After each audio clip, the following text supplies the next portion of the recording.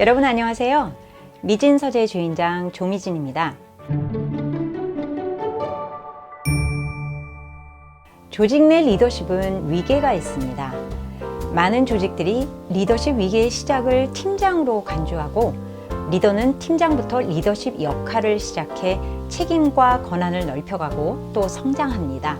회사마다 그 명칭은 다를 수 있지만 각 리더십의 역할 단계는 다른 스케일로 발현되어야 하고 이렇게 리더로서의 역할 전환을 얼마나 효과적으로 하느냐가 그 사람의 리더십 효과성에 직접 영향을 미칠 수 있습니다.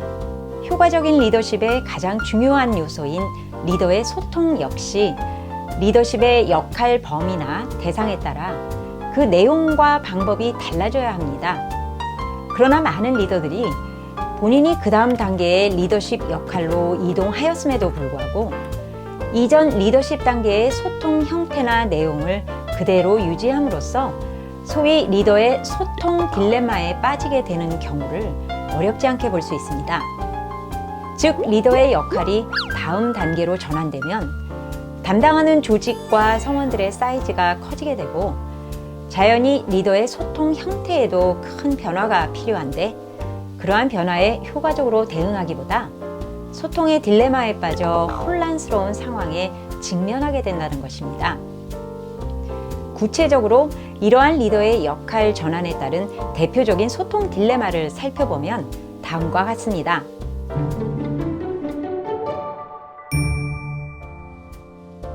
첫 번째, 조직의 스케일 증대로 인해 그동안 해왔던 직접 소통을 할 수 없다는 데 따르는 딜레마입니다. 여기 구체적인 예가 있습니다. A 팀장은 20명의 팀원을 데리고 일을 하고 있었습니다. 평소에도 소통의 중요성을 잘 인식하고 있던 A 팀장은 팀원들과의 직접적인 대면 소통으로 친밀감을 유지하고 또 팀원 한 명 한 명에 대한 정보나 성향을 잘 파악하고 있었습니다. 이러한 적극적인 소통 노력 덕분에 업무 성과가 우수했고 또 팀 분위기도 좋았습니다. 하지만 실장으로 보임이 되면서 담당하는 조직의 규모와 성원의 수가 크게 증가하게 되었습니다. 챙겨야 할 업무 범위가 넓어지면서 시간적 여유가 적어졌고 자연히 직원들과 대면 소통 기회도 적어지게 되었습니다. A 실장은 성원들에게서 거리감을 느끼게 되었고 성원들에 대한 정보나 업무 성과, 도전 요소들에 대한 파악이 예전 같지 않아서 불안함을 떨칠 수가 없었습니다.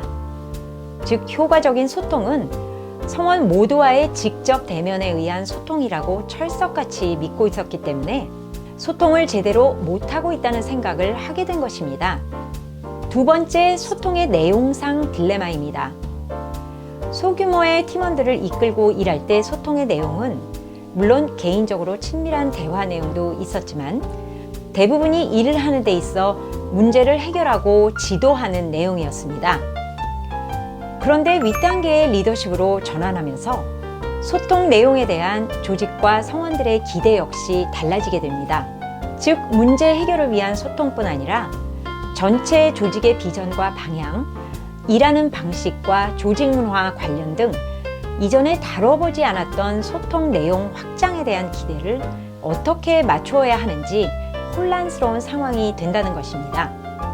그렇다면 이러한 리더의 역할 전환에 따른 소통 딜레마를 어떻게 해결해 나갈 수 있을까요?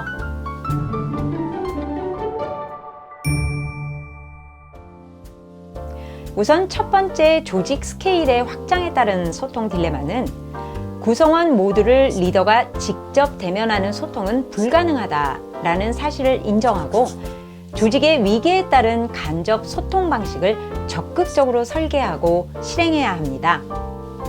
즉, 리더십 위계에 따른 캐스케이딩 방식을 리더 소통의 가장 강력한 툴로 간주하고 적극 활용해야 한다는 의미입니다. 이는 자신에게 직접 보고하는 조직 내의 리더들에게 소통의 의도와 내용을 명확하게 전달하는 데서 시작합니다.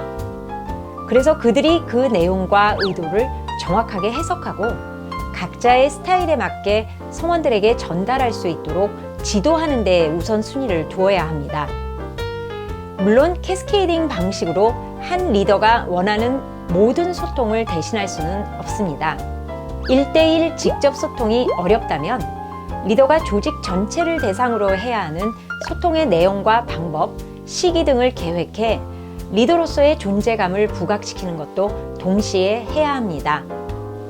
예를 들어 조직 전체 구성원과 한 번에 소통이 가능한 타운홀 미팅이나 특정한 그룹으로 나누어 단계적으로 소통할 수 있는 특성별 그룹 미팅도 생각해 볼 수 있습니다.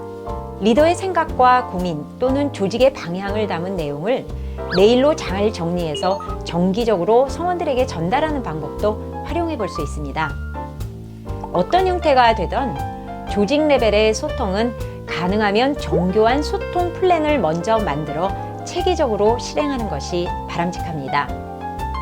두 번째, 소통 내용 관련 딜레마는 일단 리더의 역할이 커질수록 소통의 내용도 그 깊이와 질이 더해져야 한다는 것을 인식하는 것부터 출발해야 합니다. 즉, 기존에는 문제 해결에 초점이 맞춰진 소통이었다면 이제는 성원들의 성장과 발전을 위한 내용, 올바른 조직 문화에 대한 내용, 조직의 미래 방향에 대한 내용 등을 소통에서 균형 있게 다루어야 합니다. 이렇게 확장된 리더의 소통 내용은 어느 날 갑자기 리더가 술술 풀어낼 수 있다기보다 각각 테마를 나의 리더십 원칙으로 어떻게 정리할 것인가에 대한 깊은 고민이 필요합니다. 당장 눈앞에 보이는 문제 해결이 아닌 조금 더 장기적인 소통의 주제이므로 리더 스스로의 언어로 정리되고 일관성 있게 전달될 필요가 있다는 것입니다. 따라서 리더가 별도의 시간을 할애해 자신의 확장된 소통 내용을 정리해야 내용에 대한 딜레마를 극복할 수 있습니다. 리더의 역할 전환에 따른 소통 딜레마는 누구나 한 번쯤은 경험하게 됩니다. 이러한 딜레마는 시간이 지나면 저절로 해결되는 것이 아닙니다.